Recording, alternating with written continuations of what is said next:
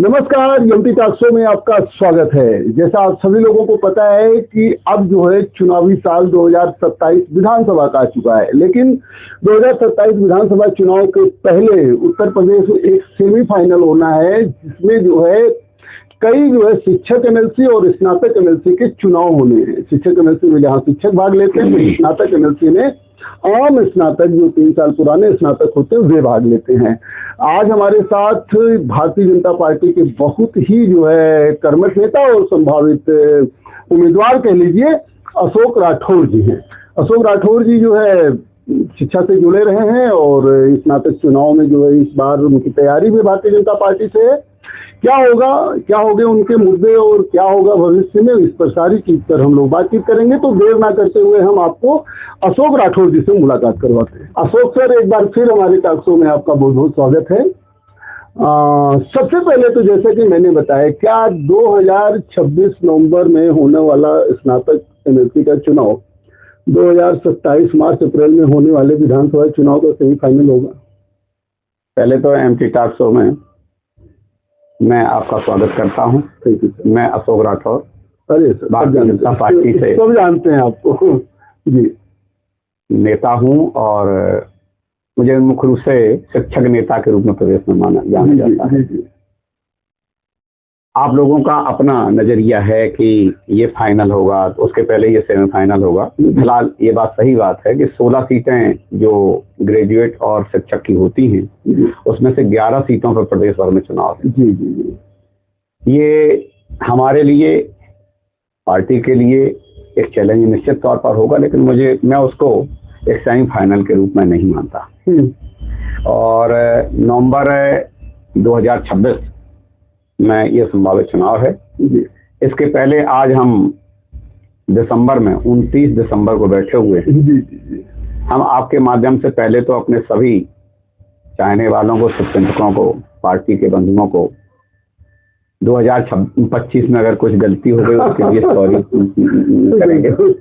और एक बड़ा अच्छा मौका मिल गया हमें आज आपके माध्यम से कि 2026 जो नया वर्ष आना है, उस अंग्रेजी नववर्ष की आपके माध्यम से हमारे सभी श्रोताओं को बहुत बहुत बधाई। वैसे भी भाजपा वाले नए साल की बधाई नहीं देते, लेकिन मेरे माध्यम से सबको बधाई। चलिए, अच्छी बात है सर। हाँ, कैलेंडर वर्ष तो है ये, बिल्कुल बिल्कुल। अच्छा सर, किन मुद्दों पर चुनाव जो है स्नातक का होगा? नहीं, निश्चित तौर पर मुद्दे साफ हैं कि आज की डेट में स्नातक ग्रेजुएट जो पढ़ा लिखा आदमी है वो किस प्रकार से, कहां, कैसे फिट इंडिया मूवमेंट का हिस्सा बन सकता है, इसके लिए उसका इस चुनाव में बड़ा महत्वपूर्ण योगदान रहेगा।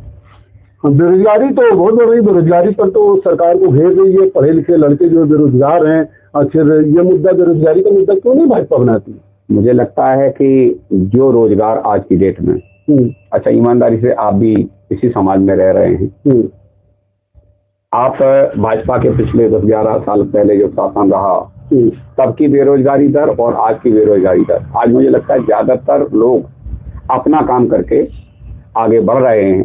अब किसके क्या आंकड़े हैं, फिलहाल सरकार की तरफ से पूरा प्रयास है। और आपने देखा पिछली भर्तियां जो हुई उसमें किसी की लिस्ट नहीं गई, बल्कि जो चयनित हुआ वो ईमानदारी से चयनित होकर के आज काम कर रहा है। सर, पहले भर्तियां बहुत होती थी, लेकिन अब भर्तियां नहीं होती हैं। इस पर तो बड़ा आरोप लगाती है सपा, और जो है आम हर घर में 2-1 बेरोजगार मिल जाएंगे। कैसे आप कह रहे हैं बेरोजगारी? आप किसी भी एक पंचवर्षीय को ले लीजिए, किसी भी एक पंचवर्षीय को, जब से देश स्वतंत्र हुआ है, और आप भाजपा काल की भर्तियां देख लीजिए, निष्पक्ष हुई हैं, निस्वार्थ हुई हैं, बिना किसी लिस्ट के हुई हैं।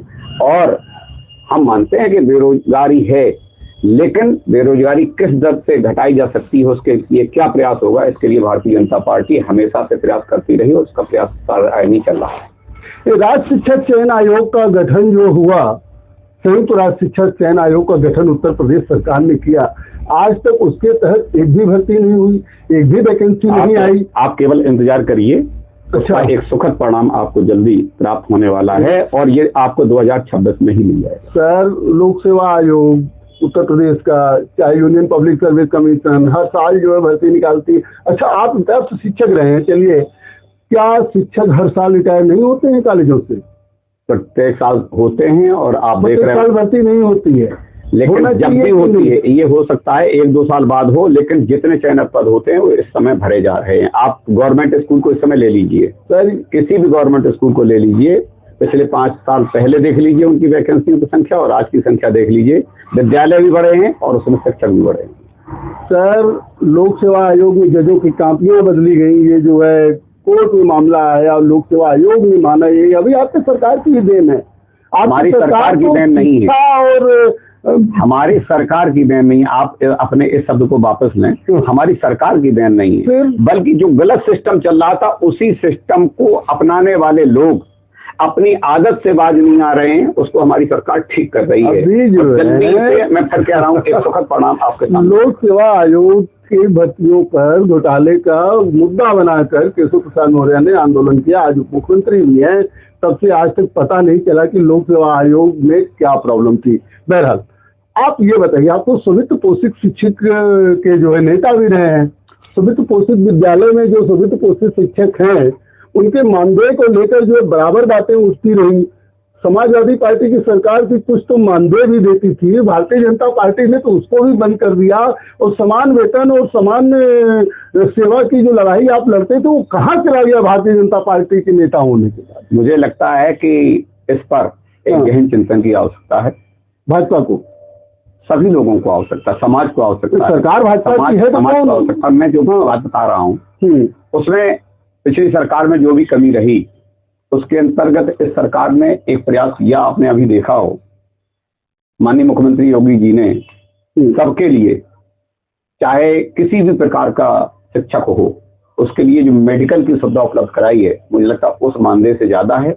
हम सबका प्रयास रहेगा कि जहां पर जो भी समाज में शिक्षक ही नहीं, वंचित जो भी व्यक्ति है, उसकी बात हम लोगों के माध्यम से उचित फोरम पर पहुंचे और वो बात पूरी हो। और मुझे विश्वास है कि माननीय मुख्यमंत्री योगी जी सबका साथ सबका विकास लेकर के जिस मुद्दे पर चल रहे हैं, एक दिन स्वस्थ पोषित जिसे वित्तहीन कहते हैं, उनके शिक्षकों का भी भला होगा। सर, भारतीय जनता पार्टी में इधर देखा जा रहा है स्नातक चुनाव को लेकर के, आप तो एक जो है दावेदार है ही है मजबूत, साथ में जो है मलेश शर्मा जी हैं, पूर्व MLC अजय शर्मा के लड़के, साथ में जो है कुछ श्रीवास्तव जी हैं और भी तमाम ऐसे दावेदार हैं। तो क्या आपको नहीं लगता कि किसी को टिकट मिलेगा, गुटबाजी नहीं होगी? नहीं, यही भारतीय जनता पार्टी की विशेषता है। हम सभी मेहनत करते हैं और मैं आज फिर से कह दे रहा हूं यहाँ पर कि वहां पर एक कैंडिडेट लड़ेगा, सर्वसम्मत से लड़ेगा और बहुमत से जीतेगा। इसमें कोई गड़बड़ नहीं होगा, कोई गुटबाजी नहीं होती। ये तो सिस्टम हमेशा से रहा है। भारतीय जनता पार्टी के लोग पार्टी को अपनी मां मानते हैं, इसलिए उस मां के बारे में किसी की कोई गलत भावना होने का कोई सवाल ही नहीं। हाँ, सरकार है तो जीतने का दावा तो कर ही सकते नहीं। ये तो आपका कमेंट है, ये आपका कमेंट है, ऐसा नहीं है। हमारी सरकार निश्चित तौर पर अच्छा काम कर रही है, इसलिए हम जीतते हैं। और ये देखिए, आपने तो आज वह आरोप लगा दिया जो विपक्ष लगाता है।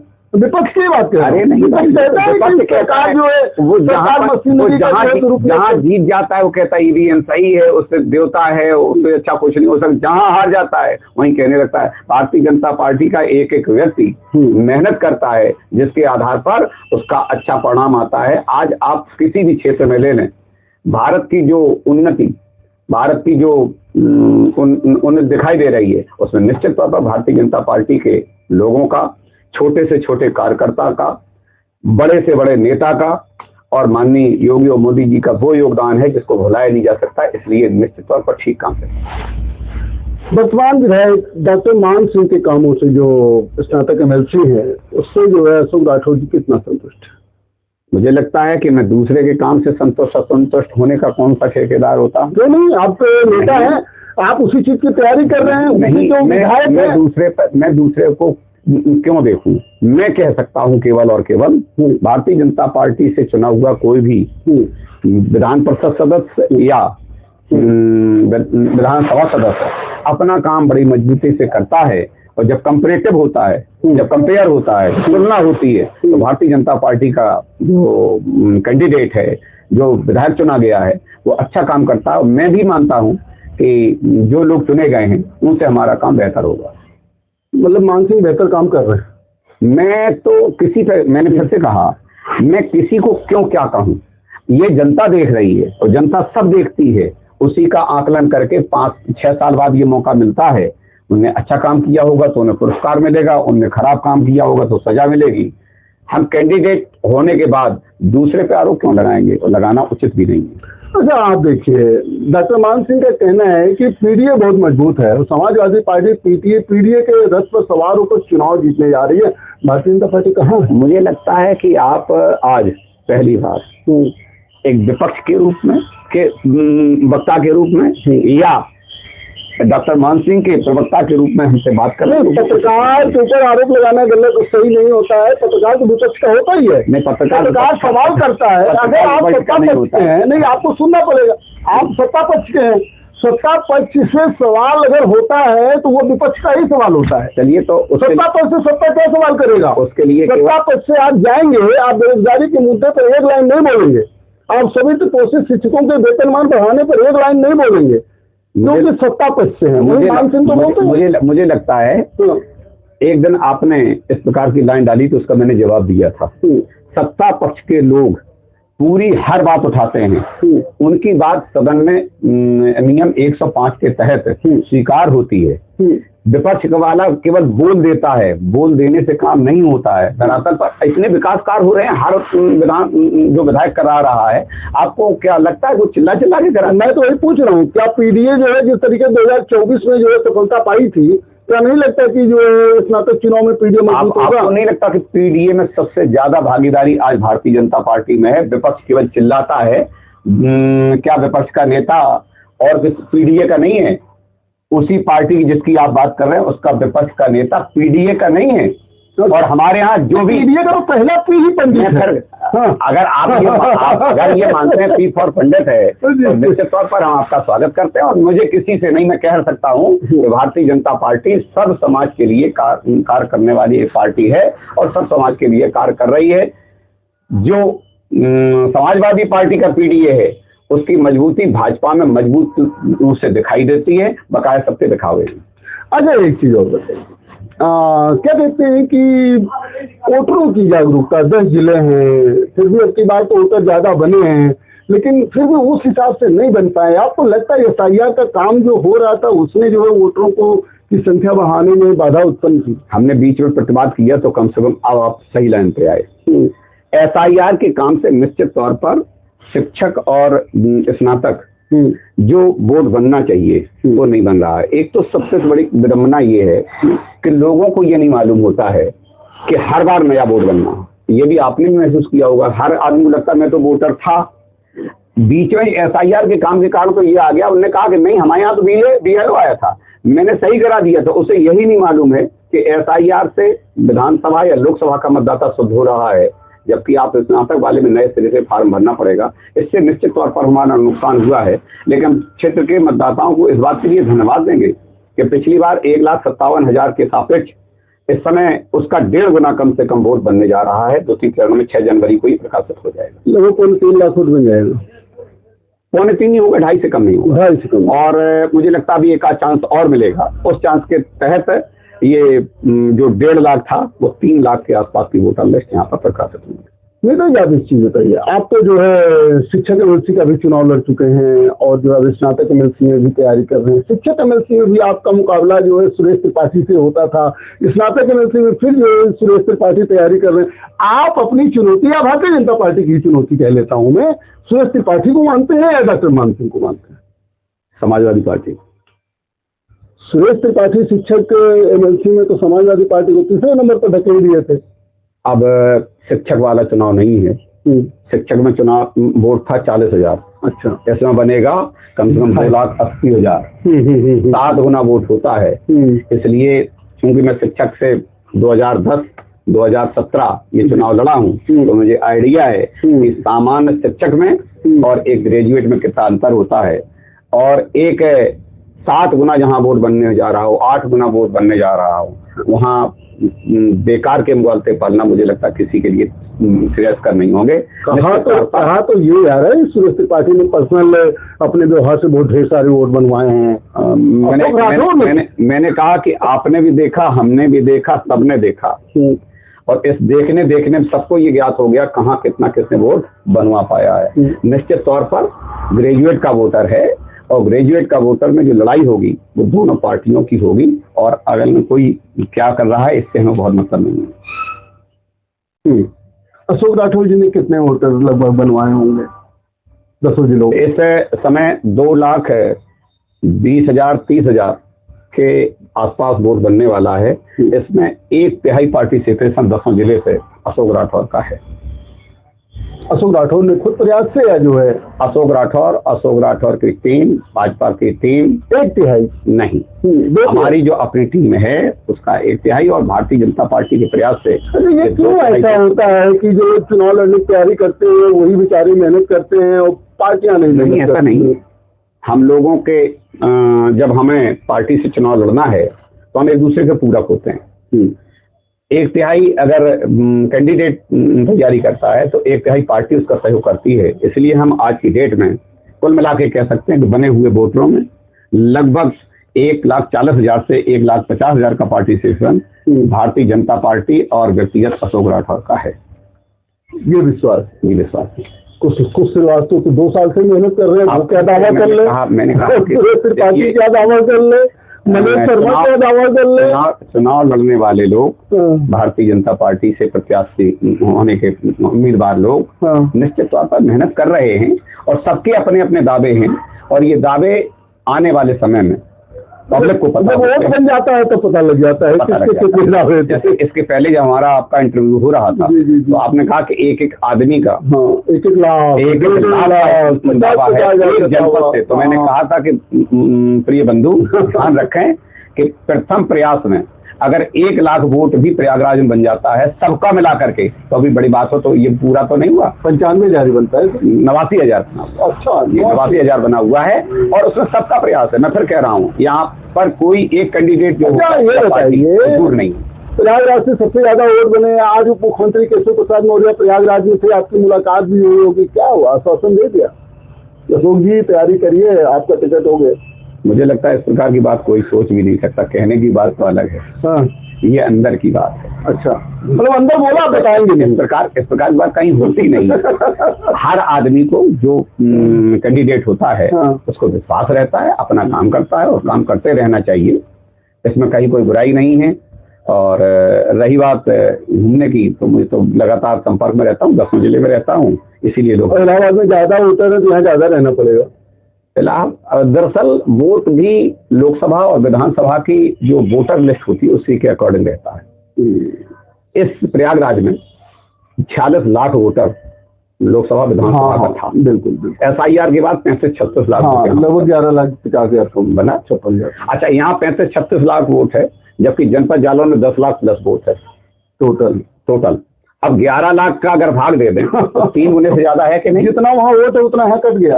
जालौन की विधानसभा 3 है, यहाँ पर 12 है। समझिए, यहाँ पर वास्तव में ये इतना बड़ा जनपद है कि 3 जनपद को कवर करता है। इसलिए यहाँ पर जब हमारे अध्यक्ष बनते हैं तो एक गंगा पार, एक सदर। हम कह सकते हैं कि ये 10 जिले का चुनाव नहीं, ये 13 जिले का चुनाव है।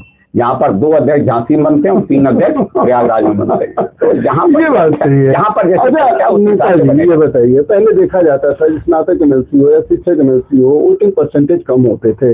आपको लगता है कि इस बार जो है वोटिंग परसेंटेज भी बढ़ेगा? निश्चित तौर पर इस बार वोटिंग परसेंटेज बढ़ेगा। दुर्भाग्य है कि जो वोटर लिस्ट बनती है, आपने अभी देखा हो जो प्रथम प्रकाशन हुआ उसमें कई ऐसे लोग हैं जो फूलपुर के होने चाहिए और जसरा में डाल दिए गए, हंडिया के होने चाहिए जसरा में डाल दिए गए। कैसे वोट करेंगे? अगर वोटर लिस्ट सही तरीके से हम लोगों के कहने से कौन वोटर कहाँ का है, अगर ये संशोधन ठीक हो जाएगा तो आदमी को 16 किलोमीटर की रेंज है वहां तक तो जाने में दिक्कत नहीं होती। लेकिन अगर 16 की जगह 60 किलोमीटर हो जाएगा तो फिर वोट पड़ेगा नहीं। इसलिए हम लोगों का पहला है कि हम अपनी मतदाता सूची जो स्नातक की बन रही है SIR के साथ साथ मतदाता सूची शुद्ध कराएं, और अगर हम सही शुद्ध करवा लेंगे तो फिर इस बार वोट परसेंटेज बढ़ेगा। अच्छा, आपको नहीं लगता कि 10 जिले हैं, 10 जिले का एक एमएलसी होता है, उस हिसाब से विधायक निधि कम होती है, उसको बजट कम मिलता है, आखिर विधायक निधि पर जो कार्य होने होते हैं कैसे 10 जिले में पूरा हो पाता होगा? नहीं, वो तो जो तरीका है, विधान है, संविधान है, उसको तो नहीं बदला जा सकता। नहीं बदला जा सकता, लेकिन भगवान का विधान थोड़ी है। लेकिन आप समझे, एक बात जरूर है कि इस विधायक को जो एमएलसी होता है 10 जिले का, इसको निधि के साथ साथ में बुंदेलखंड विकास निधि है, पूर्वांचल विकास निधि अतिरिक्त मिलती है। और ये जो विधायक होता है वो निधि के ऊपर नहीं होता, ये वास्तवता में विधि की बात करे, विधि संगत बात करे, न्याय संगत बात हो, ये अपेक्षा इस क्षेत्र के विधायक से निश्चित तौर पर रहती। बकायद जहां पर 10 जिले हों, इतने सांसद चुने जाते हों, इतने विधायक चुने जाते हों, उसमें एक आदमी के पीछे और क्या कल्पना की जाती है।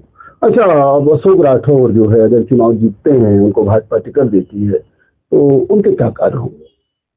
नहीं, मुझे लगता है कि जो क्षेत्र की आवश्यकताएं हैं, विकास के लिए है, सरकार की मंशा है, पब्लिक की डिमांड है, इस पर सामंजस्य बना करके अगर आप काम नहीं कर रहे हैं तो फिर आपको जनप्रतिनिधि कहलाने का कोई अधिकार नहीं है। अशोक राठौर को अगर ये मौका भारतीय जनता पार्टी देती है, और ये बात स्पष्ट कर दूं कि केवल और केवल भारतीय जनता पार्टी से ही लड़ूंगा, वो ठीक है, और मुझे मौका देती है तो निश्चित तौर पर लोगों को हमसे निराशा नहीं लगेगी। और ये आप महसूस करते होंगे कि आज 18 साल का हमारा करियर इस क्षेत्र का होने के बाद हमारा कोई विरोधी आपको इस प्रकार से नहीं मिला होगा कि वो कह दे कि वो एक गंदा आदमी है। मैं ईश्वर से हमेशा चाहता हूं कि मैं एक ऐसा प्रतिनिधित्व करता रहूं कि जहां पर गाली न खानी पड़े, बस इतनी सी अपेक्षा करता। अब देखिए, सिर्फ भारतीय जनता पार्टी की तो नीति है, उसकी बात मानो मानो मानो, तो फिर अगर आप ऐलान कर रहे हैं कि नहीं मैं जो है भारतीय जनता पार्टी से ही लड़ूंगा, तो बिल्कुल गलत नहीं है। और हम लोगों की भी शुभकामनाएं हैं। मानो ना मानो, मानो की बात मुझे बात समझ में नहीं आई आपको। मानो की बात नहीं आई, नहीं समझिए। हर पार्टी, हर व्यक्ति चाहता है तो उसको विजय से करा। और तो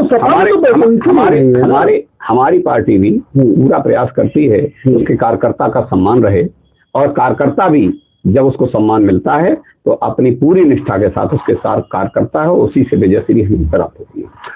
अच्छा नेताजी, आप स्नातकों को क्या संदेश देना चाहेंगे? हमारा स्नातक बंधुओं से अनुरोध है, पहले तो प्रथम 2 चरण में मतदाता सूची बन गई है, उसमें अपना नाम जरूर देख लें, संशोधन जरूर देख लें। अगर एक जगह गलत पड़ी हुई है, किसी ब्लॉक का कहीं पर वोट बना गया, तो उसको संशोधन जरूर करा लें।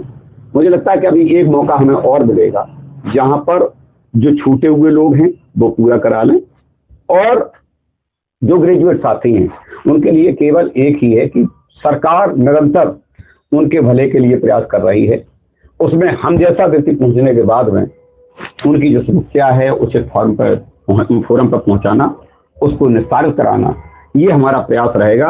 उन्हें हमसे किसी प्रकार की निराशा नहीं होगी, ये बस केवल आपको आश्वासन दे सकता हूँ। चलिए, सुख से आज आप आए प्रयागराज, फिर मैं आपसे मिलूंगा, फिर बातें करूंगा आगे भी। आपने हमको समय दिया, इसके लिए आपको बहुत बहुत धन्यवाद। बहुत बहुत धन्यवाद, पूरी टीम का बहुत बहुत धन्यवाद। नए साल जो आ रहा कैलेंडर वर्ष 2026, उसकी भी सभी को आपके माध्यम से शुभकामनाएं। Sir thank you. जैसा कि आपने देखा, हमारे साथ स्नातक चुनाव की तैयारी प्रयागराज झांसी मंडल से कर रहे भाजपा के संभावित उम्मीदवार अशोक राठौर जी थे। आपने बताया कि सरकार अच्छा काम कर रही है और उनको मौका मिला तो समाज की जो आवश्यकता है उस पर भी वो काम करेंगे। आपने स्पष्ट भी किया कि भारतीय जनता पार्टी से ही वो चुनाव लड़ेंगे, और साथ में जो है जितने लोग दावेदारी करना लोकतंत्र में सबका हक है, लेकिन भारतीय जनता पार्टी सबके लिए जो है वो सबका साथ, सबका सम्मान, सबका विकास कर रही है। और भारतीय जनता पार्टी की जीत के प्रति जो है अशोक राठौर जी आश्वस्त दिखे। फिर मैं अशोक राठौर जी से आपकी मुलाकात करवाऊंगा। देखते रहिए एमटी टॉक शो। बहुत बहुत धन्यवाद। बहुत बहुत